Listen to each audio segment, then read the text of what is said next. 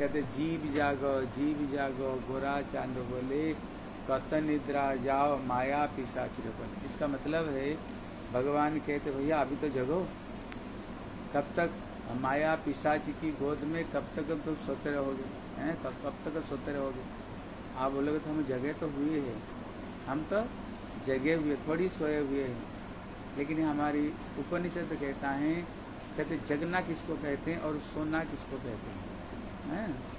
कहते जगना उसके कहते हैं बोले उत्तिष्ठत जागृत प्राप्य वरान निबधत। कहते उठो जगो श्रेष्ठ वस्तुओं को प्राप्त करो, श्रेष्ठ वस्तुओं को प्राप्त करो। इसलिए कहते जो भगवान की भक्ति कर रहे हैं वही लोग जगे हुए हैं, और सोए हुए कौन हैं, जो भगवान की भक्ति नहीं करते वो माया की गोद में वो सबके सब सोए हुए हैं। इसलिए बोले कत निद्रा जाओ माया पिशाचिर को ले, बोले कब तक माया की गोद में सोते रहोगे। बोले क्यों, बोले भजी वो बोलिया ऐसे संसार भीतरे भूलिया रहले तुम्हें अभिद्वार पर। यहाँ पर कह रहे हैं बोले भगवान को पास में तुमने क्या बोल करके आया था। पहले सुन रहे थे ना भगवान कपिल देव अपना माँ को कह रहे हैं, बोले माँ जब 7 महीना हो जाए बच्चे को ज्ञान हो जाता है, 1000 जन्म की उसको कर्म का फल कैसे मैंने उल्टा पुल्टा करके किया नहीं किया सब उसको एक एक याद आता है। फिर भगवान को पुकारता प्रभु ये नरक से मेरे को निकालो। बोले क्या करोगे, बोले एक बार जन्म दोगे तो तेरा ही नाम लूंगा, तेरा भजन करूंगा, तेरा भक्ति करूंगा।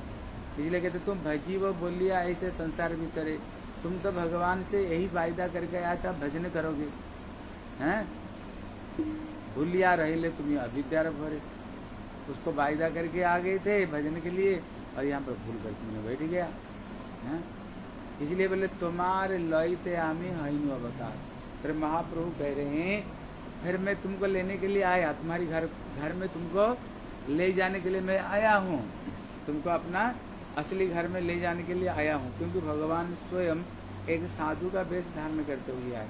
हाँ भगवान स्वयं कहते साधु पावा बड़ कष्ट जीवर जानिया, साधु गुरु रूपे कृष्ण आयला नदिया। भगवान देखा कलियुग में साधु मिलना बहुत ही कठिन है, इसलिए भगवान स्वयं एक साधु का रूप धारण किया। फिर उन्होंने अपना जीवन चर्या में दिखाया साधु का रहन सहन, उठना बैठना चलना उनको कैसे होनी चाहिए, भगवान होते हुए भी उन्होंने शिक्षा दिया।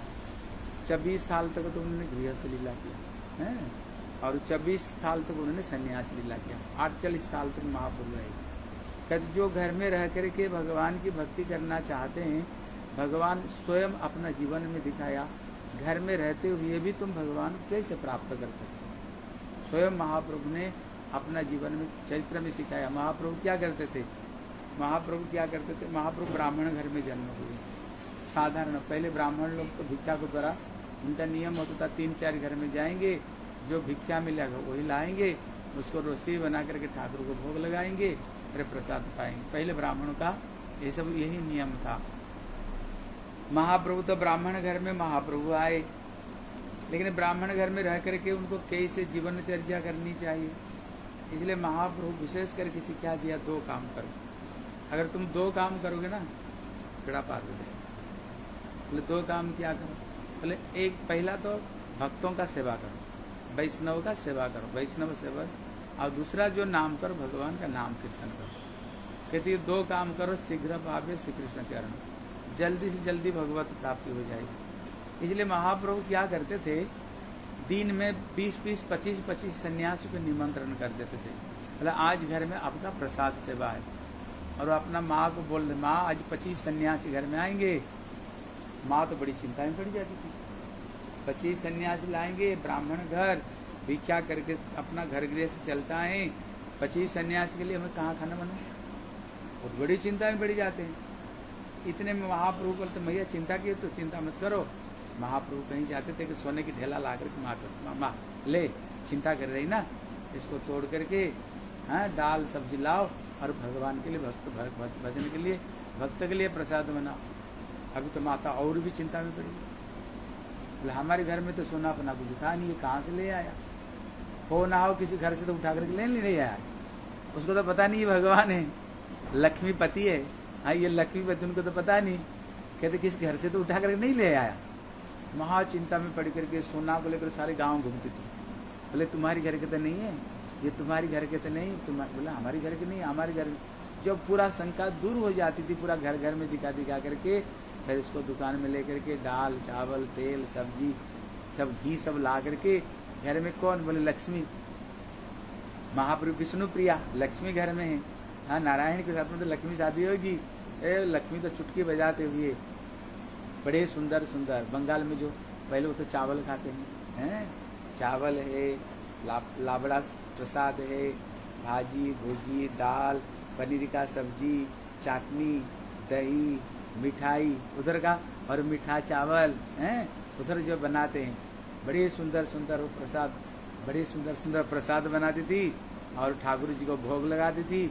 और महाप्रभु क्या करते थे, अपने हाथों से सारे संतों को बैठा करके अपने हाथों से महाप्रभु सबको भोजन करते थे। भोजन करा के तब यहाँ पर कह रहे हैं, जिस चीज को माँ लक्ष्मी स्वयं बना रही हैं, आज जिसको स्वयं नारायण खिला रहे हैं, बताओ ये साधु संत कौन है? बोले ये साधु संत और कोई नहीं, ये स्वयं शंकर जी, स्वयं ब्रह्मा जी, स्वयं सुखदेव गोस्वामी, स्वयं नारद, स्वयं व्यास, ये सब के सब साधु बन करके आते थे।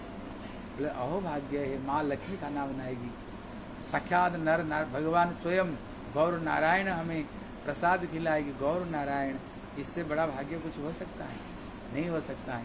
वो लोग सबके सब साधु रूप धारण करते हुए आते थे, आकर क्या करते थे, भोजन ग्रहण करते थे। इसलिए महाप्रभु यहाँ शिक्षा देते हैं, बोले गृहस्थ है या अतिथि सेवा नहीं करे, पशु पक्षी है तो अधम बलितारी। इसका मतलब है गृहस्थों के लिए शिक्षा देते हैं, हमें जितना मिलता है 1/4 की अगर भगवत सेवा और भक्तों की सेवा में उसको लगानी चाहिए, नहीं तो कम से कम 10% लगानी चाहिए। बोले क्यों लगानी चाहिए? बोले कारण है, हम अपना बुद्धि विवेक कहाँ पर लगाते हैं? पैसा में, उसमें पैसा कमाने में लगाते हैं। लेकिन जब उसकी कुछ अंश भगवान की सेवा में लग जाती है, क्या होता है, उसका संस्कार बनता है। ठाकुर की सेवा में लग गया ना, उसका जो चेष्टा था ठाकुर की सेवा में लग गई। जब ठाकुर की सेवा में लग गई, उसका जो भक्ति है धीरे धीरे धीरे धीरे भक्ति बढ़ने से हो जाती है, क्योंकि उसको जो चेष्टा भगवान की भक्त और भगवान की सेवा में लग रहा है। इसलिए महाप्रभु जब घर में रहते थे, उन्हें सारे वैष्णव भक्तों की सेवा करते थे हैं, और उन्होंने भक्तों को, जब महाप्रभु स्नान करने के लिए जाते थे गंगा में, वहाँ पर श्रीवास पंडित दूसरे दूसरे भक्त लोग भी जाते थे। महाप्रभु क्या करते, जो भक्त लोग जाते थे ना, जैसे हाथ में झूड़ी लेकर जाते थे, ठाकुर को फूल चंदन लेकर के ठाकुर को पूजा करेंगे जाते ना लोग, पहले जब टोकरी लेकर जाते थे, उसमें फूल चंदन लेकर जाते थे, और उसमें कपड़े को धो करके जब आते थे नया कपड़ा पहन कर, महाप्रभु स्वयं जा करके उनका जो टोकरी, क्या बोलते हैं, टोकरी को महाप्रभु लेकर आते थे। उनका जो कपड़ा, स्नान करने के बाद जो कपड़ा रहता था उसको निचोड़ते थे महाप्रभु, निचोड़ करके रख करके जब आते थे महाप्रभु उनको साथ में ले करके आते थे। महाप्रभु शिक्षा देते हैं, जीवन में भक्तों का सेवा करनी चाहिए। अब भक्त लोग बड़े खुश होते थे, इतना छोटा बच्चा, हाँ इतना छोटा बच्चा क्या कर रहे हैं, हमारी साथ में हमारी टोकरी लेकर जा रहे हैं। सब भक्त लोग आशीर्वाद देते, बेटा तुमको कृष्ण भक्ति मिले, तुमको भगवान की भक्ति मिले। इसलिए हम भागवत कथा सुन रहे थे ना, नारद जी भक्त कैसे बने, नारद जी अपना कथा सुनाते हैं कैसे इसी चातुर्मास्य में अभी जो चल रहा है, साधु लोग कैसे गांव में आए, मेरी माँ कैसे साधु को सेवा करती थी, और माँ जो करते बच्चे तो वही करेंगे ना, माँ जो करके बच्चे वही करेंगे। पहला संस्कार माँ फिर बाप का पड़ता है। कहते मैं भी जा करके, माँ संतों की सेवा करती थी, मैं भी जा करके संतों की सेवा करता था, मेरी मैया भी बैठ कर कथा सुनती थी, मैं भी बैठ कर कथा सुनता था, और संतों के मुंह से कथा सुनते सुनते सुनते सुनते आज मैंने इतने बड़े संत बने, इतने बड़े संत बने। इसलिए कहते बिनु सत्संग विवेक ना होई, राम कृपा बिनो सुलभ ना। समझ रहे कि नहीं? आज तुम कैसी भक्ति कर रहे हो, माँ की वजह से लग रहे हो, है ना। माँ डांट लगाती है, हरि नाम करो, तिलक लगाओ, भजन करो, हाँ समझ रहे हो। ऐसे माँ मिलना बहुत भाग्य की बात है, समझ रहे कि ना। ऐसे माँ मिलना बहुत भाग्य से मिलती है। साधारण जब माँ क्या करती, पैसा कमाओ, ये करो वो करो, सारा दुनिया की लगाते हैं, लेकिन ये माँ क्या करती है, हाँ पढ़ाई करो, पैसा कमाओ, अच्छी बात है, लेकिन भगवान की भक्ति को साथ में अगर ये सब चीज़ करेंगे तो बस खूब फलते फूलते रहोगे। भगवान का आशीर्वाद से संसार में शांति और सुख मिलेगा, ठीक है ना। नहीं तो क्या होगा, अभी का बच्चे क्या करते हैं बताओ, उल्टा पुल्टा यार दोस्तों के साथ में मिल करके कहाँ कहाँ घूमते रहते हैं, उल्टा पुल्टा काम करते रहते हैं। इसलिए महाप्रभु क्या करते थे, गृहस्थ होकर के ये करते थे। जब सन्यासी हो गए फिर महाप्रभु, फिर तो उन्होंने सन्यासी को कैसे भक्ति करनी चाहिए फिर शिक्षा देते थे। महाप्रभु पूरी में रह करके 24 घंटा में 24 घंटा कृष्ण का नाम लो करके महाप्रभु दिन भर रोते थे। हाँ, दिन भर महाप्रभु रोते थे। और सवेरे सवेरे जगन्नाथ जी का मंदिर है पुरी में, इस बार आओगे जगन्नाथपुरी, देख लो, अगर आप आओ देख लो, अपना समय मिले तो लास्ट में, महीना के लास्ट में, साल से कोशिश कर रहे हैं। हाँ, तब देखो ये जो महीना 3 साल के बाद में है, इस बार हम लोग सबके सब जा रहे हैं, देख लेना अगर आप हाँ, हम लोग तो ये लोग 9 तारीख को इसको जा रहे हैं हम लोग। आप लोग 10 तारीख को शाम तक वहाँ पहुँच जाओ, फिर उसके बाद में 4-5 दिन ही फिर करके फिर वापस चले जाओ। हमारे साथ में सब दर्शन कर लेना, घूम घाम कर दर्शन करके फिर वापस आ जाना, ठीक है। इसलिए कि जगन्नाथपुरी में वो गंभीरा जाओगे, महाप्रभु जहाँ पर रह करके हरिनाम भजन करते थे गंभीरा में। इसलिए फिर महाप्रभु रोज वहाँ से मंगलारती के लिए महाप्रभु रोज जाते थे। जगन्नाथ जी का मंगलारती दर्शन करते थे महाप्रभु, रोज मंगलारती। इसलिए कहते ना, जो देखे मंगला वो कभी ना है कांगला। इसलिए भगवान होकर के भगवान होकर क्या करते थे, जगन्नाथ जी का मंगलारती दर्शन करने जाते थे। जब महाप्रभु जगन्नाथ जी के दर्शन किए, वहाँ पर नियम होता है, नियम है हम जैसे ब्रश करते हैं ना, वहाँ पर जगन्नाथ जी को भी दानतुन करते हैं। और वो जो दानतुन है, जो विशेष कोई व्यक्ति होगा उसको देते हैं। जगन्नाथ जी जब मंगलारती दर्शन करने के लिए गए, महाप्रभु का भगवान है, तब जगन्नाथ का दानतुन उन्होंने महाप्रभु को दिया। महाप्रभु वो दानतुन ला करके, देखो भगवान में क्या चमत्कार है, वो दानतुन को ला करके गाड़ दिया जमीन में, वो दानतुन से वृक्ष हो गया, दानतुन से ही वृक्ष हो गया। हम जा करके दर्शन करोगे, उसका नाम सिद्ध बकुल कहते हैं, सिद्ध प्रिय है, क्योंकि दानतुन से वो वृक्ष हुआ। उसको नीचे हरिदास ठाकुर बैठ करके भजन 3-3 लाख हरिनाम करते थे। जब जगन्नाथ जी रथ यात्रा के समय आया, उनके 18 पहिया होता है जगन्नाथ जी रथ में, कैसे एक पहिया टूट गई। राजा ने आदेश दिया कहीं भी वृक्ष हो उसको काट कर लिया, और ढूंढे, देखा ये वृक्ष बड़े सुंदर, लंबा चौड़ा, बड़े सुंदर हरी भरी। उनने दाग लगा दिया, कल सवेरे ये पेड़ कट करके जगन्नाथ जी की रथ की पहिया बनेगा। अभी वहाँ पर एक भक्त भजन कर रहे थे, बोले महाप्रभु साक्षात अपने हाथों से पेड़ बोया। हरिदास ठाकुर बैठ करके, ब्रह्मा जी बैठ करके, प्रहलाद बैठ करके उसके नीचे भजन किया। और इतने प्रसिद्ध वृक्ष अगर कट जाएगा तो उनकी स्मृति खत्म हो जाएगी। फिर उन्होंने जगन्नाथ जी को प्रार्थना किया, महाप्रभु बोले प्रभु कल तो ये वृक्ष कटने वाले थे, तो राजा आदेश को कौन उल्लंघन कर सकता है, आप भी रक्षा कर सकते हो। जब सवेरे गए ना काटने के लिए, देखा पेड़ पूरा खोखला, पेड़ खड़ा हुआ है, छिलका के ऊपर खड़ा हुआ है, और पेड़ का अंदर में कुछ भी नहीं, एकदम खोखला है। बोले भैया राताराती कैसे हो गया? इसलिए वो वृक्ष का नाम सिद्ध बकुल है, सिद्ध बकुल है। इसलिए उसमें कोई भी कामना को लेकर के वहाँ पर आप जब जाओगे देखोगे, जो कोई अपना कामना वासना जो पूरी करने के लिए आप देखना, उसमें रस्सी बांध करके जाते हैं, क्योंकि एक तो जगन्नाथ जी का दानतुन है, एक जगन्नाथ जी का भगवान का दानतुन, फिर दूसरे भगवान लगाया, और तीसरे श्री हरिदास ठाकुर जी स्वयं ब्रह्मा हरिदास ठाकुर, ये स्वयं जिसको नीचे भजन किया है, कहते वो वृक्ष से जो मांगो ना वो वृक्ष आपकी सारी इच्छा को पूरी कर देते हैं। आप देखोगे पूरा छिलका के ऊपर वृक्ष खड़ा हुआ है, आश्चर्य चीज देखोगे, कुछ नहीं केवल छिलका के ऊपर में।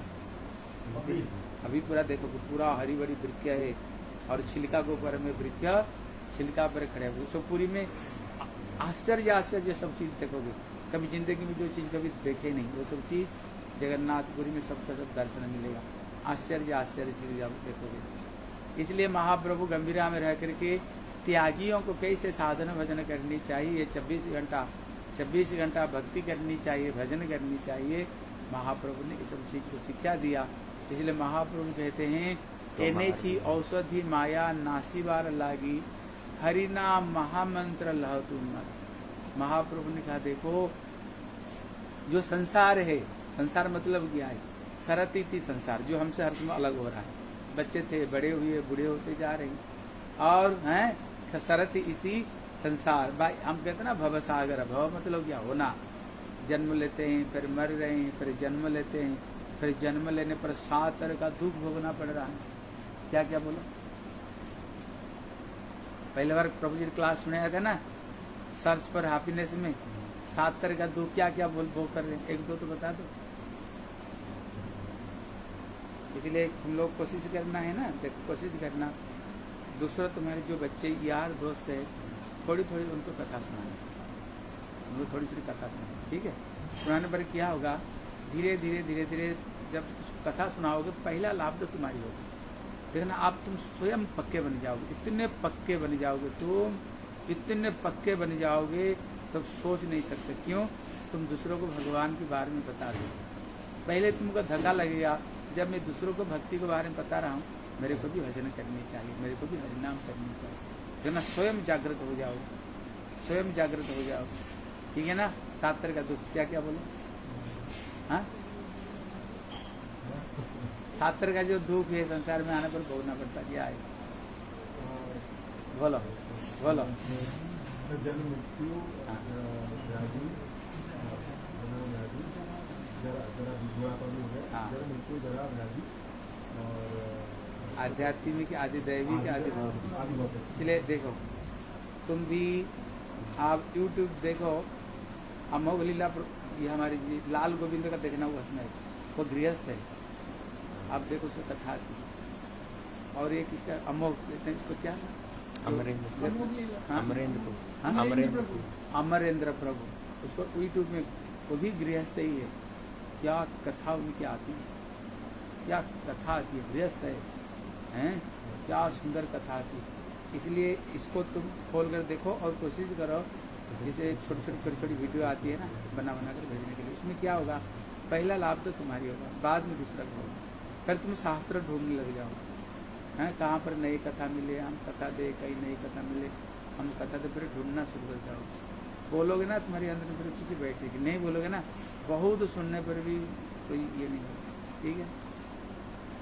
इसलिए कहते महाप्रभु कहते मैंने दवा लाया हूँ। बोले किस चीज़ की दवा है, बोले संसार में दुख कष्ट है, जन्म है, मृत्यु है, जरा है, व्याधि है, आध्यात्मिक, आदि दैविक, आदि भौतिक, जो तरह तरह का दुख कष्ट है, कहते इसके लिए मैंने दवा लाया हूँ, हैं। जैसे कोई बीमारी होता है दवा लेते हैं ना, कहते उसके लिए मैंने दवा लाया। बोले भैया दवा क्या है इसके लिए, बोले इसके लिए सबसे बढ़िया दवा है हरि का नाम। ये जो हरे कृष्ण कृष्ण कृष्ण हरे हरे, हरे राम राम राम, यही इसकी दवा है। हाँ, इसलिए माया को नाश करने के लिए दवा लाया हूँ कि हरि नाम को तुम ग्रहण करो, हैं। लह तुम मागी भक्ति विनोद प्रभु चरण पढ़िया, यही हरिनाम मंत्र लयन मागी। इसलिए भक्तिविनोद ठाकुर कहते हैं उन्होंने क्या किया, भगवान के चरण में गिरते हुए उनसे उन्होंने इसी हरिनाम को उन्होंने ग्रहण किया है। यही कलियुग के सबसे बढ़िया दवा है, ठीक है ना। क्या करना, हमारे यार दोस्त को कथा सुनाना, यूट्यूब में सारे मिलेगा ना, सर्च पर आपने मिलेगा 10 घंटे एग्जिस्ट सब क्लास। उनको ये यूट्यूब मोबाइल देखते हैं, इधर उधर चीज़ को मत देखा करो, नहीं देख करके भक्ति चीज़ देखो, भगवान की कथा देखो। देखो कितने सुंदर सुंदर कथा आती है ठाकुर को, तो भगवान की कथा सुनो, जिसमें आत्मा को भी शांति, मन को भी शांति मिलेगा, ठीक है। फिर दूसरे बच्चों को भी बोलने के लिए कोशिश करना, उनको भी भगवान के बारे में थोड़ी थोड़ी बताओ, ठीक है।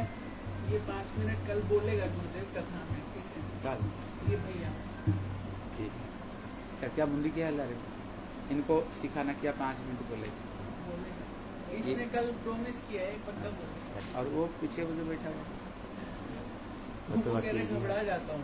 और क्या होगा? भगवान के बारे में बोलोगे ना प्रभु जी, फिर तुमको चिंता, आज जैसे सुन लिया ना कथा सुनोगे, तुम्हारा दिमाग देखना 24 घंटा उसमें ही घूमते रहेगा। क्या बताऊं, अब इनसे सुन लेना, इनको प्रिपरेशन के दोनों को दो कोई छोटी छोटी स्टोरी सुना था, धीरे धीरे धीरे धीरे, पहले 1 मिनट, फिर 2 मिनट, कम से कम तुम्हारा जो दोस्त है ना उनको थोड़ी थोड़ी सुनो, ठीक है। उनको थोड़ी थोड़ी धीरे धीरे धीरे सुनाते सुनाते देखने पर हम कभी दुनियादारी की बात करना शुरू हो जाते हैं दोस्तों के साथ में। नहीं करके बोले हरि नाम करो, भगवान की भक्ति करो, गले में कंठी पहनो। अभी तुमको ये प्रभु जी आपको कंठी और माला निकले, कंठी और तिलक, इसको बारे में प्रभु जी आपको बताएंगे। ये कंठी क्यों पहनते, ये तिलक क्यों लगाते, क्यों लगाते हैं, अभी तुम सुन लो, ठीक है। अभी ये चीज़ को सुन लो, फिर इसको याद कर लेना, इसी विषय पर कोई बोलना, ठीक है। ये प्रभु जी आपको सुनाएंगे, सुनाओ।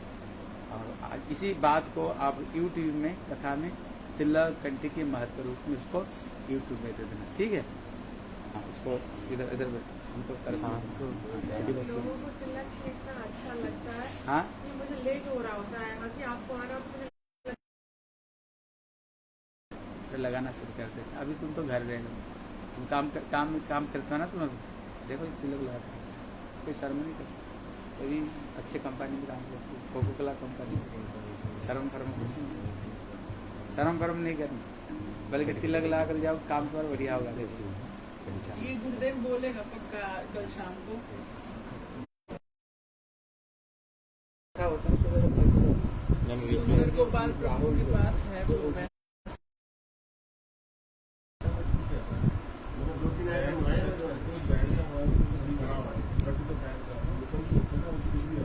मैं नहीं जाएंगे, चल देखेंगे, ठीक है। बोला हरे कृष्णा कृष्णा कृष्णा हरे हरे, हरे राम राम राम हरे हरे। सर्वप्रथम गुरुपाद पद्म ओम विष्णुपादस्तोत्र तस्य श्रीमद् भक्ति वेदांत श्रीधर गोस्वामी गुरु महाराज चरण कमले साष्टांग दंडवत प्रणाम कर उनका हेतु कृपा वांछा करता हूँ। तत्पश्चात परम गुरुदेव वर्ग निजलीला प्रविष्टो विष्णुपादस्तोत्र तस्य श्रीमद् भक्ति वेदांत नारायण गोस्वामी महाराज निजलीला प्रविष्टो विष्णुपादस्तोत्र तस्य श्रीमद् भक्ति स्वरूप सिद्धांति गोस्वामी महाराज चरण साष्टांग दंडवत प्रणाम। समस्त रूपानुग गौड़ीय गुरुवर्ग, समस्त वैष्णव वृंद, हरिकथा स्रोत मंडली, सबके चरणों में अदम का यथायोग्य दंडवत प्रणाम स्वीकारो। जैसे भक्ति तो हम लोग करेंगे, गुरु महाराज जी से प्रकार बता रहे थे, तो भक्ति करने से पहले ना विशेष करके कुछ चीज़ को हमें फॉलो करना पड़ेगा, उसी से ही हमारा भक्ति को पुष्ट होगा। तो भगवान के जितने भी वस्तु है उसको बोला जाता है तदीय वस्तु। भगवान के जितने भी भगवत पार्षद, भगवत संबंधित जितने भी वस्तु है तदीय वस्तु। जब तक उस तदीय वस्तु में, जब तक उस चीज़ में हमें मतलब उसको हम फॉलो नहीं करेंगे, तब तक हमारा भक्ति पुष्ट नहीं होगा। इसीलिए देखना, कोई अगर बीमार हो जाए तो डॉक्टर उसको क्या करते हैं, सबसे पहले मेडिसिन तो देते हैं और साथ ही साथ परहेज और कुछ करने के लिए भी उसको कुछ विशेष करने के लिए बोल देते हैं, कुछ नियम करने के लिए बोलते हैं। मतलब उसके साथ जब वो मेडिसिन को लेगा उसके बाद ही उसको काम करेगा। इसलिए गुरुपाद पद्म तो दीक्षा देते हैं, हरिनाम मंत्र आदि देते हैं, लेकिन कुछ विशेष विधियां भी और कुछ विशेष नियम को भी करने के लिए बोलते हैं, जो भक्ति को पुष्ट करता है। इसलिए ये जो एकादशी हम लोग करते हैं, ये भक्ति का माह है। उसी प्रकार जो कंठी धारण करते हैं, तिलक धारण करते हैं, नित्य स्नान करना, आरती कीर्तन करना, गुरु वैष्णव के जय ध्वनि देना, तुलसी में परिक्रमा करना इत्यादि इत्यादि, ये सब भक्ति को पुष्ट करता है। इसलिए आज हम ये तिलक की महिमा को श्रवण करेंगे। शास्त्र में तिलक का बहुत भारी महिमा है। तिलक की महिमा को बता रहे हैं पद्म पुराण में कि जो व्यक्ति एक बार अगर तिलक धारण कर लेता है तो उसी तिलक धारण करने के उसी स्थान पर गंगा, यमुना, सरस्वती, नर्मदा, सिंधु, कावेरी, जितने सारे जगत के सारे तीर्थ उस स्थान पर उसके शरीर पर निवास करते हैं। जो एक बार मात्र केवल तिलक धारण करने से उसका शरीर इतना पवित्र हो जाता है। गोस्वामी जी कहते हैं, खिति जल पावक गगन समीरा, पंच रचित ये अधम शरीरा। हमारे शरीर 5 प्रकार की चीज से प्रस्तुत है, खिति, जल, पावन, गगन और समीरा, यानी अग्नि, आकाश, वायु, पृथ्वी और मिट्टी से। तो बता रहे शरीर के अंदर ये 5 तत्व है और शरीर के अंदर कोई अच्छी चीज है नहीं। आप देखना, शरीर के अंदर अगर किसी के शरीर को यहाँ अगर सर्जरी किया जाए या ऑपरेशन किया जाए तो उसके अंदर केवल रक्त, पीप और तरह तरह की गंदगी ही निकलेगा। तो इसलिए यहाँ पर कह रहे हैं कि शरीर पवित्र कैसे होगा, जब तक ये शरीर पवित्र नहीं होगा।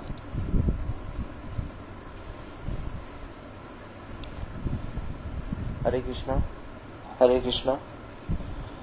बता रहे हैं कि जब तक ये शरीर पवित्र नहीं होगा तब तक हम ठाकुर की सेवा में सेवा के लायक नहीं है। इसलिए पवित्र कब होगा, बोले जब हम ये तिलक को लगाएंगे तब जाके शरीर पवित्र होगा।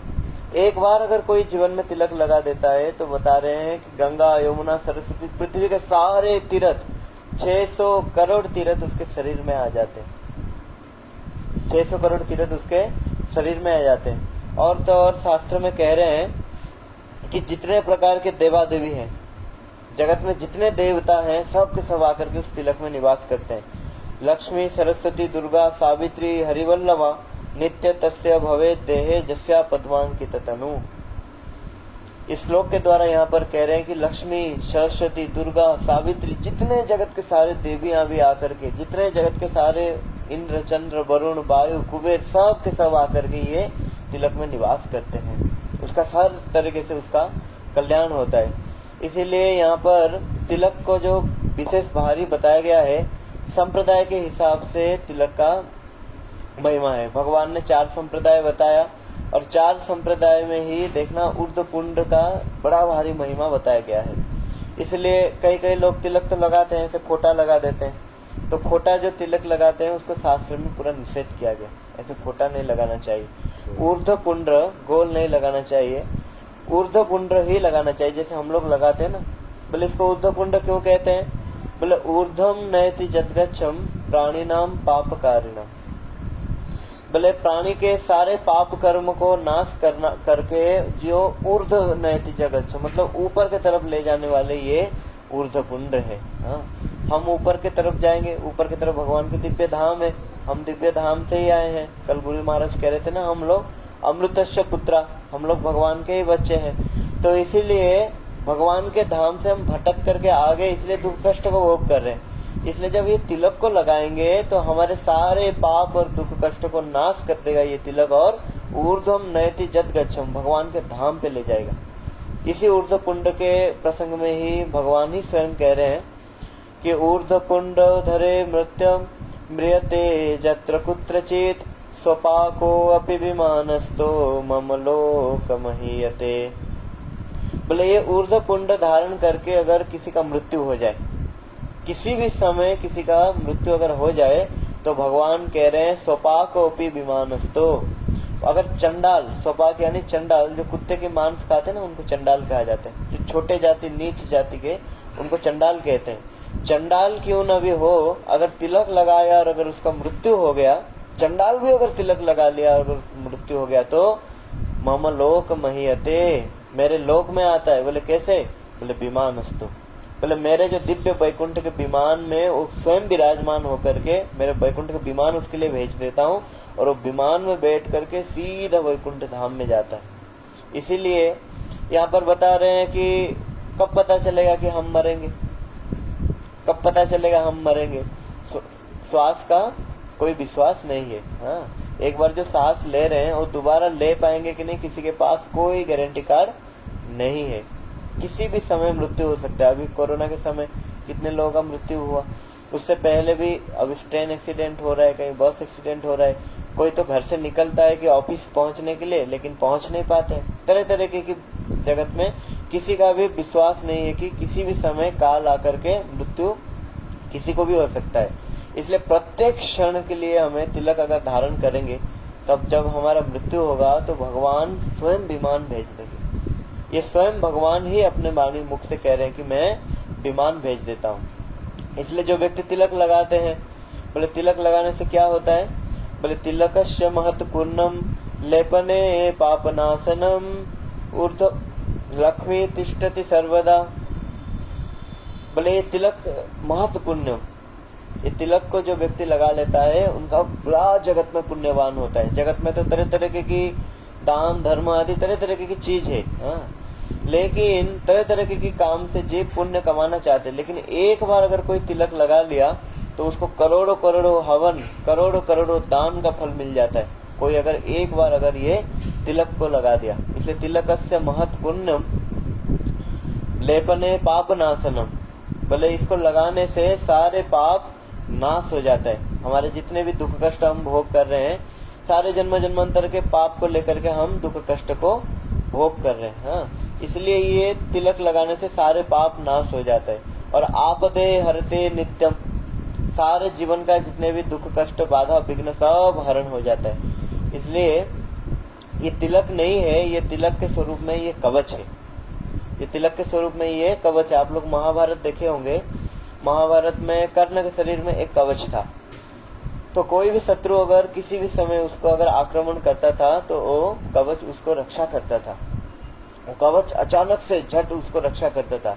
इसीलिए हम लोग जो द्वादश अंग में तिलक करते हैं, यहाँ पर ललाटे केशवाय नमो, उदरे नारायण नमः, फिर गोविंदाय नमो कंठे, इस प्रकार जितने भी हम द्वादश मंत्र में हम लोग तिलक को स्थापन करते हैं, मानो ये कवच के जैसा हमारे शरीर में काम करता है। इसका एक सही घटना है, हमारे नोएडा में ही हमारे गुरुदेव के शिष्य एक भक्त, उन्होंने द्वादश अंग में तिलक करके संध्या के समय पर ऑफिस से आकर के अपने स्कूल, उनका स्कूल है, स्कूल से आकर के ऑफिस से आकर के उन्होंने मोटरसाइकिल में जा रहे थे। पीछे 2 व्यक्ति को बिठाया था। तो किसी समय उनका एक्सीडेंट हो गया।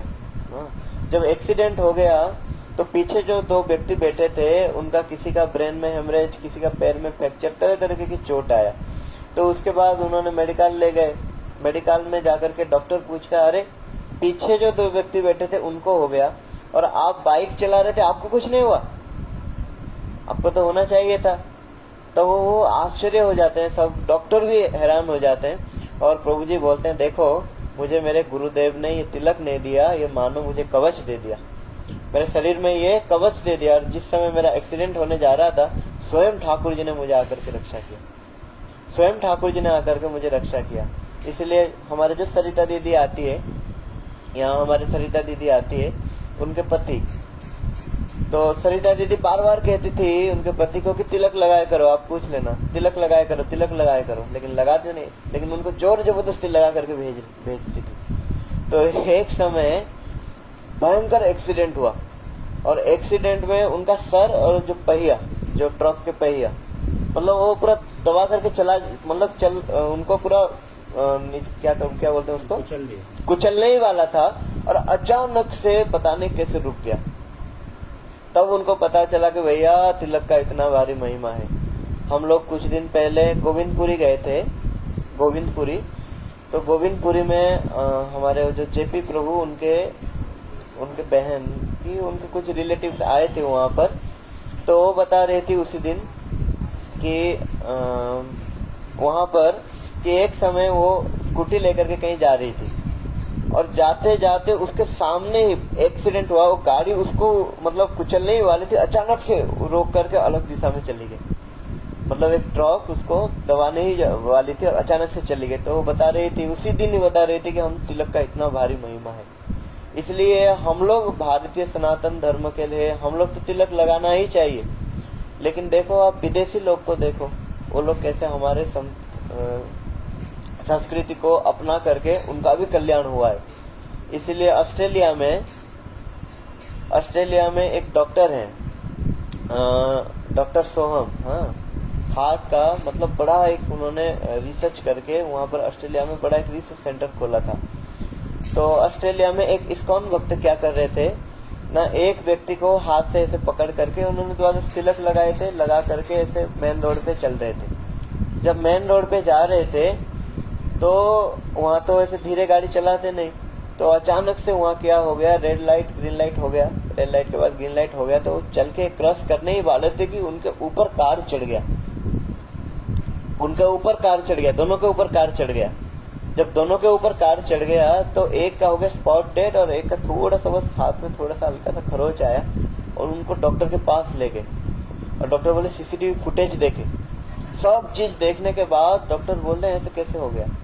तो बोल रहे हैं मेरे शरीर में ये द्वादश तिलक से भगवान ही स्वयं मुझे रक्षा किए। हम और आपके बात तो छोड़ दो, कृष्ण को भी हम आज कथा सुनेंगे। कृष्ण को भी भागवत के 10वें स्कंद के अंतर्गत पूतना वध लीला में जब कृष्ण भी पूतना को वो वध करते हैं, उसके पश्चात मैया यशोदा कृष्ण को पूतना के शरीर से निकाल करके गौमूत्रेण स्नापयित्वा पुनर्गोरज सार्वकम, पहले तो गौमूत्र में स्नान करवाई और गोरज लगाया, फिर द्वादश अंगेषु नाम भी।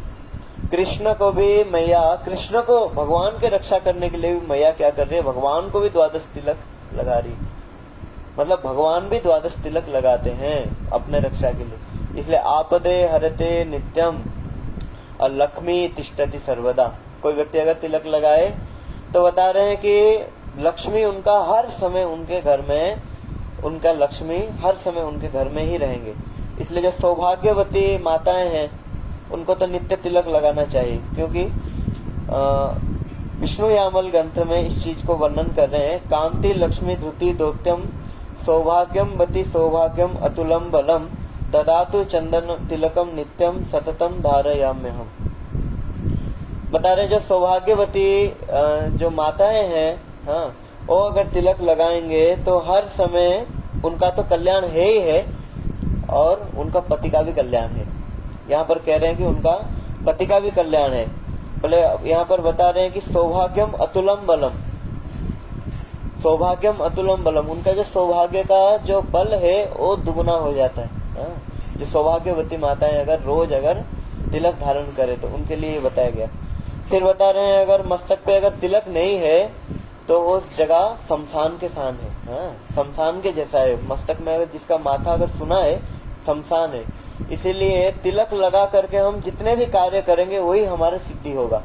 इसलिए श्रीमन महाप्रभु भी अपने जीवन चरित्र में शिक्षा देते हैं कि किसी समय श्रीमन महाप्रभु जब पाठशाला में शिक्षक थे, उसी समय सारे बच्चों को बोलते थे कि तुम तिलक लगा करके आओ। उसी समय कोई एक बच्चा तिलक बिना तिलक करके क्लासरूम में एंट्री कर गया तो महाप्रभु उसको भगा दिए वहां से। बोले यहाँ तुम अध्ययन नहीं कर सकते, यहाँ तुम अध्ययन नहीं कर सकते, तुम यहाँ से जाओ और जाकर के तिलक जब नहीं लगा करके आओगे तब तक तुम क्लास में तुम्हारा प्रवेश निषेध है। इसलिए महाप्रभु भी यहाँ पर शिक्षा दे रहे हैं कि तिलक लगाना चाहिए, क्योंकि बिना तिलक से मस्तक शमशान है। गोस्वामी तुलसीदास जी अपने विनय पत्रिका में वर्णन करते हैं कि माथे की शोभा तिलक, तिलक हमारी शान, बिना तिलक माथा लगे बिल्कुल ही शमशान। यहाँ पर कह रहे हैं कि मस्तक का जो शोभा है वो तो केवल तिलक ही है और बिना तिलक के तो मस्तक बिल्कुल ही शमशान है।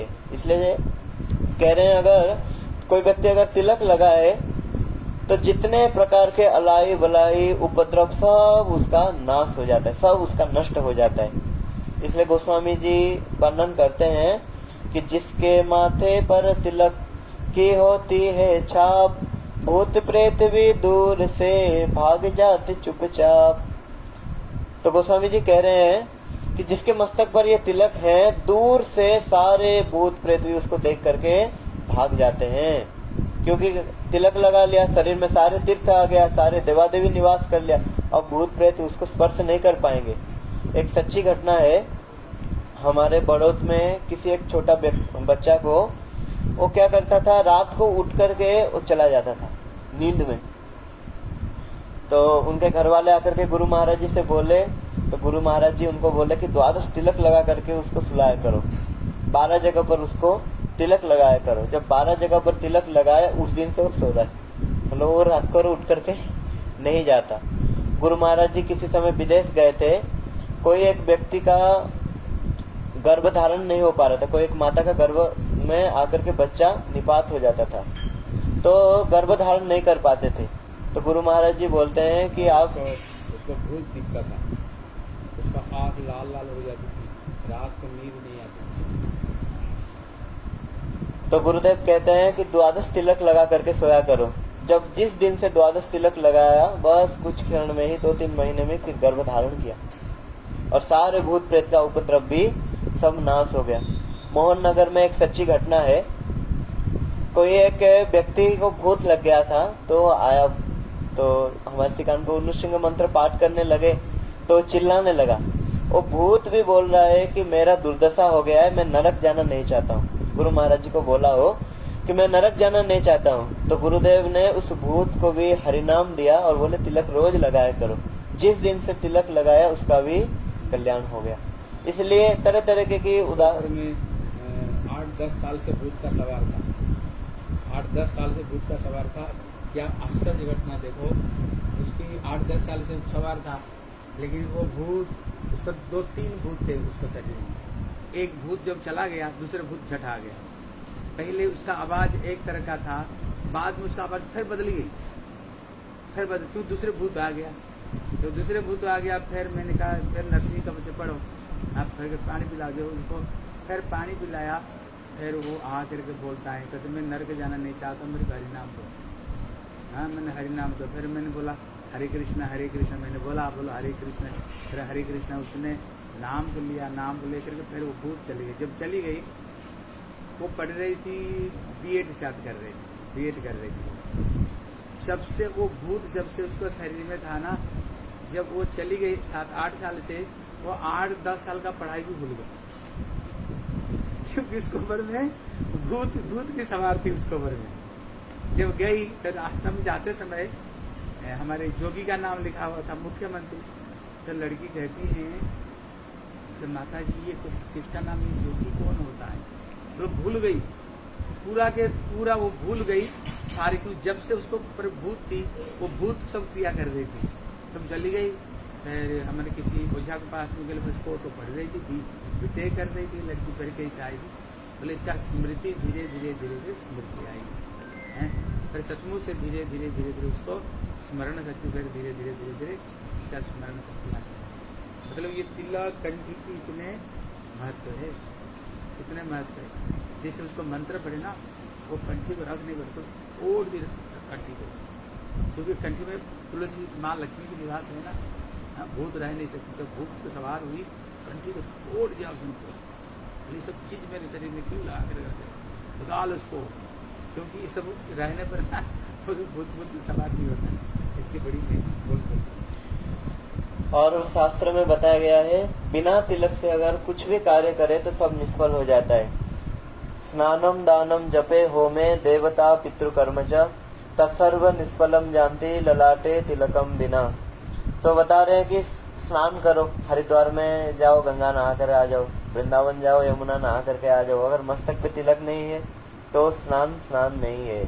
हाँ, वो स्नान भी निष्फल। अभी गए थे ना सोमवती अमावस्या, तरह तरह के लोग जा करके भोग, जगत के सारे भोग वांछा करते करते, मुझे पुत्र हो जाए, मुझे बेटा हो जाए, मुझे बेटी हो जाए, मेरे संपत्ति मिल जाए, धन मिले, नौकरी मिले, ऐसे करके गंगा में जा करके नहाते हैं, नारियल ले लेकर के नहाते हैं। लेकिन वो लोग मूर्ख हैं, केवल तिलक लगाने से सारे तीर्थ में स्नान करने का फल भी मिल जाता है। और इतने कोसों दूर जाते हैं और बिना तिलक से स्नान करते हैं, इसलिए उनका सारे कार्य निष्फल हो जाता है। तत्सर्व निष्फलम जानती। शास्त्र कह रहे हैं कि स्नाने दाने, जगत में तरह तरह के दान करते हैं। कोई अन्न छत्र के दान करता है, तो कोई जूता चप्पल, कोई छतरी दान करता है, और गर्मी में कोई पानी पियाओ रख करके दान करता है जल का, तो सर्दी में कोई कंबल दान करता है। तरह तरह की दान करते हैं। हाँ, कोई स्कूल खोला देता है, कोई हॉस्पिटल खोला देता है, कोई कॉलेज कर देता है। लेकिन अगर वो तिलक धारण नहीं करता है, तत्सर्व निष्फलम जानती, सब उसका निष्फल है। बोले स्नाने दाने जपे, हम जितने भी गुरु मंत्र आनिक जितने भी मंत्र जप करते हैं, जगत में देखना जितने भी मंत्र को अगर जप करोगे तो निश्चित रूप में अगर तिलक होना चाहिए। अगर तिलक नहीं है, आनिक करने बैठे, अगर मस्तक में तिलक नहीं है तो आपके आनिक नहीं है। इसीलिए हमारे पूज्यपाद सिद्धांति महाराज जी कहते हैं, तिलक तो आनिक करने से पहले हमें ये ध्यान देना चाहिए कि हमारे मस्तक में तिलक है कि नहीं। बिना तिलक के अगर हम आनिक संध्या आदि कर देंगे, वो संध्या नहीं, वो बंध्या है। महाप्रभु सीधा कहते हैं वो संध्या नहीं है। इसीलिए सारे जप भी नष्ट हो जाएगा, और दान नष्ट हो जाएगा, स्नान जप और देवता कर्म। बोले हम जितने भी घर में पूजा पाठ करें, आप लोग देखना, घर में कोई अच्छे तिथि हो, अच्छे पूजा पाठ बार व्रत हो, तो पंडित जी को बुलाते हैं, और पंडित जी को बुला करके हम क्या करते हैं, पूजा शुरुआत करवाते हैं। तो पंडित जी सबसे पहले क्या करते हैं बताओ? घर में पूजा करने के लिए पंडित बुलाते हो कि नहीं? पंडित क्या करते हैं सबसे पहले? तिलक लगाते हैं। जब तक ये तिलक नहीं लगाएंगे तब तक उनकी पूजा प्रारंभ करेंगे ही नहीं। इसीलिए तिलक के बिना सारे देवता का कार्य सब नष्ट हो जाता है। इसलिए देवता स्वयं तिलक धारण करते हैं। आप देख लो हनुमान जी को, तिलक है। आप देख लो गणेश जी को, तिलक है। शिव जी को देख लो, तिलक है। देवा देवियों को देख लो, तिलक है। राम को देख लो, तिलक है। नृसिंह को देख लो, तिलक है। नारायण का तो आधे मस्तक ही तिलक में भरा हुआ है। सब के सब तिलक धारण करते हैं, लेकिन हमको लज्जा आता है। देवता भी तिलक धारण करके देवत्व को प्राप्त करते हैं। हाँ, हमारा बात तो छोड़ दो, इसलिए देवता भी तिलक धारण करते हैं। देवता पितृकर्मच, यहाँ पर एक दोष होता है पितर दोष। तरह तरह की दोष में से एक दोष है पितर दोष। तो पितर दोष किस लिए होता है? क्योंकि पूर्वज असंतुष्ट हो जाते हैं। तो जिसको पितर दोष होता है ना, उसके घर के सारे लक्ष्मी चले जाते हैं, सारे सुख शांति सब चले जाते हैं। हाँ, तरह तरह की क्लेश कलह घर में लगातार रहता है। इसलिए कोई व्यक्ति अगर तिलक लगा दिया, एक बार अगर कोई तिलक लगा लिया तो वो हो गया भगवान के भक्त। अगर कल गुरु जी सुना रहे थे ना, अगर नरक में भी किसी न किसी जोनी में अगर पितृ अगर पड़े हुए हैं, तो उनका दक्षिणात वहां से उद्धार होकर के नित्य धाम में जाते हैं। दक्षिणात उनका उद्धार हो जाता है, पितर दोष सारे नष्ट हो जाता है। इसलिए घर में भी जब श्राद्ध करते हैं, अगर बिना तिलक से अगर कोई श्राद्ध कर दिया तो उस श्राद्ध को लोग ग्रहण नहीं करते। हरिभक्ति विलास में तो यहाँ तक वर्णन किया गया है, बिना तिलक के अगर कोई जब पिंड प्रदान करता है तो पिंड नहीं दे रहा है, वो केवल कुत्ते की विष्ठा को दे रहा है। वो केवल कुत्ते की विष्ठा को ही दे रहा है। इसलिए तिलक को निश्चित रूप में धारण करना चाहिए। तत्सर्व निष्फलम जानती ललाट तिलक बना। अगर तिलक नहीं है तो सब निष्फल हो जाता है। श्री ब्रह्म विवर्त पुराण में वर्णन कर रहे हैं, ऊर्ध्व पुंड विहीनस्तु किंचित कर्मो करोति ज इष्ट पूर्वादिकम सर्वम निष्फलम स्यान संशय। कि ऊर्ध्व पुंड तिलक विहीना तो किंचित कर्म करोति, तो कुछ भी अगर किया बिना तिलक के धारण करके अगर कुछ भी किया तो बता रहे हैं कि तत्सर्वम निष्फलम, और सब कुछ निष्फल हो जाता है। तन्में न संशय, इसमें कोई संशय नहीं है। अगर बिना तिलक धारण करके कुछ भी अगर कोई व्यक्ति किया तो बता रहे हैं कि तिलक, फिर अगर कोई व्यक्ति अगर छोटा अगर तिलक लगा दे तो उसको शास्त्र में गाली देते हुए यहाँ पर रुद्र यामल में कह रहे हैं कि कोई व्यक्ति छोटा सा अगर तिलक लगा दे, तो जैसे हम लगा देते ना कभी कभी ऐसे थोड़ा थोड़ा अगर तिलक जैसे तैसे लगा देते हैं, बिना ऊर्ध्व पुंड नहीं लगाते हैं। हाँ, तो उसको कह रहे हैं कि उसको शास्त्र में गाली देते हुए कह रहे हैं कि अच्छिन्द्रस्तु पुंडस्तु कुर्वन्ति द्विजाधमा तेसांग ललाटे सततंग सुनो पादान संशय। कि बता रहे हैं कि जो अगर छिन्न मतलब छिन्न खिन्न करके अगर कोई तिलक लगा दिया, जैसे तैसे तिलक लगा दिया, हाँ ये क्या होता है, हाँ नियम है ये, ऐसे करके ऊर्ध्व पुंड ही लगाना चाहिए। हाँ, ये भगवान के ये चरण चिन्ह है, और चरण चिन्ह को हम खाली नहीं करते, इसलिए हम नीचे रख देते हैं ये तुलसी। इसलिए एक अर्थ में तो भगवान के चरण चिन्ह है, बोले दूसरे अर्थ में वाम पार्श्वे स्थितो ब्रह्मा दक्षिणे तो सदाशिव मध्य विष्णु बीजान्या तस्मा तन्न न क्षिप्तये। मतलब यहाँ पर बता रहे हैं कि जो वाम पार्श्व का ये जो रेखा है ये स्वयं ब्रह्मा है, बोले ये दक्षिण पार्श्व का जो रेखा है ये स्वयं शिव जी है, और मध्य विष्णु बीजान्या ये स्वयं बीच में जो भाग है ये स्वयं भगवान हरि यानी ब्रह्मा और विष्णु शिव जी यहाँ पर खड़े होकर के मतलब कृपा करते हैं, मतलब आशीर्वाद देते हैं। ये तिलक है, मतलब स्वयं ब्रह्मा विष्णु शिव का स्वरूप है ये तिलक। तो अगर कोई अगर तिलक को जैसे तैसे लगा दिया, हाँ शास्त्र में बताएगा ऊर्ध्व पुंड लगाओ और जगत के सारे काम तो बढ़िया से करेंगे, हाँ बढ़िया से सब चीज को बढ़िया से मेकअप होंगे, लेकिन तिलक लगाते समय अगर जैसे तैसे लगा दिया, थोड़ा सा फोटा लगा दिया या थोड़ा सा गोल लगा दिया, इतने समय चल जाएगा। अगर कोई बोलता है तो शास्त्र उसको गाली देते हुए कह रहे हैं, बोले वो सब अधम है, शास्त्र कह रहे हैं वो सब मूर्ख हैं, उनका तिलक लगाना हुआ नहीं। बोले क्या हुआ, बोले सततम सुनो पादो न संशय। सुनो पाद यानी जानते हो, सुनो यानी कुत्ता, सुनो यानी कुत्ता। कुत्ता के जो चरण चिन्ह देखना, कुत्ता किसी कीचड़ में खड़े होकर के जब चलने लगता है जैसे छाप पड़ जाता है, तो क्या होता है वो मानो वो कुत्ता के छाप पड़ गया है शरीर में। यहाँ पर शास्त्र में ये रुद्र यामल में गाली देते हुए कह रहे हैं कि तिलक लगाना है तो ऊर्ध्व पुंड ही तिलक को लगाना चाहिए। ठीक है, बोले बहुत जल्द तक और इतने को हजम कर लो, ठीक है। इतना कथा है, इसका मूल तात्पर्य तिलक लगाने का, ठीक से लगा, ठीक है। लसी वृंदावन बिहारी लाल की। कदाचित् कालिन्दी तट विपिन संगीत तरव मुदा विरिनारी वदन कमला स्वाद मधुप रमा शंभु ब्रह्मा मरपति गणे सार्चित पद जगन्नाथ स्वामी नयन पथगामी भवतु मे भुजे शब्य वेणु शिरसि शिखिति संकटि तटे दुकुल नेत्रांत सहचरि कटाक्षं विवदति तदा श्रीमद्वृन्दावन वसति लीला परिचयो जगन्नाथ स्वामी नयन पथगामी भवतु मे मोहम्मद स्थिरे कनकरुचिरे नीलशिखरे वसन् प्रसादन्त सहज बल भद्रेण बलिना सुभद्रा मध्यस्थ सकल सुर सेवाव शरदो जगन्नाथ स्वामी नयन पथगामी भवतु मे कृपा परवार सजल जलद श्रेणी रुचिरो रमवाणी रम्या सबलमल पंकेरुहमुख सुरेंद्र राध्य श्रुति गण शिखा गीत चरितो जगन्नाथ स्वामी नयन पथगामी भवतु मे रथारूढ़ो गच्छन् पथि मिलित भूदेव पटले श्रुतिपादुर्भाव्यं प्रतिपदमुपाकर्ण सदय दया सिन्धुर्बन्धु सजल जलदं सिन्धु सुताय जगन्नाथ स्वामी नयन पथगामी भवतु मे परम ब्रह्म पीर कुवलय दल्लो फुल्ल नयनो निवासी नीलाद्रो निहित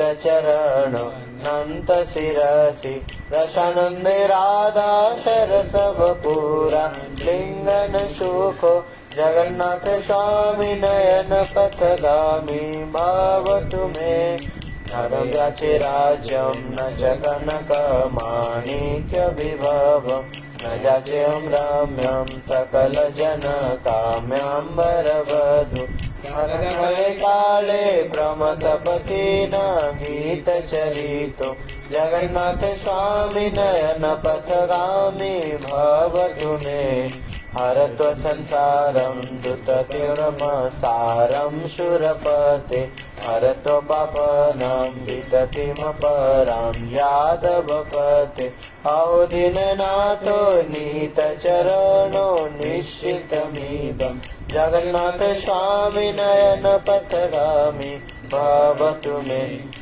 जगन्नाथष्टकं पुण्यपठेद्य प्रायत सूचि सर्वपाप विष्णु आत्मा विष्णु लोकं स गच्छति जगन्नाथ स्वामी नयन पथगामी भवतु मे जगन्नाथ जय बलदेव सुभद्रा देवी जय सुदर्शन जय जगन्नाथ जय बलदेव सुभद्रा देवी जय सुदर्शन राधे जय जय माधव दैते गोकुल तरुणी मंडल मोहिते दामोदर रति वरदन वेदे हरि निष्ठुर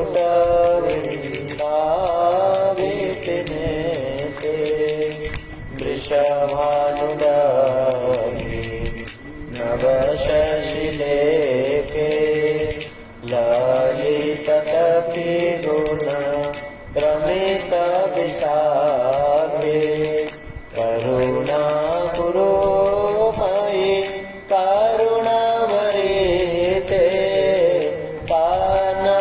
सनातन वर्णित चरिते जय राधे जय जय माधव गईते हरे कृष्ण कृष्ण कृष्ण हरे हरे हरे राम राम राम हरे हरे, हरे कृष्णा कृष्ण कृष्ण हरे हरे, हरे राम राम राम हरे हरे, हरे कृष्णा कृष्ण कृष्ण हरे हरे, हरे राम राम राम हरे हरे। जय गौर हरि बोल हरि बोल हरि बोल, गौर हरि बोल, जय गौर हरि बोल हरि बोल हरि बोल।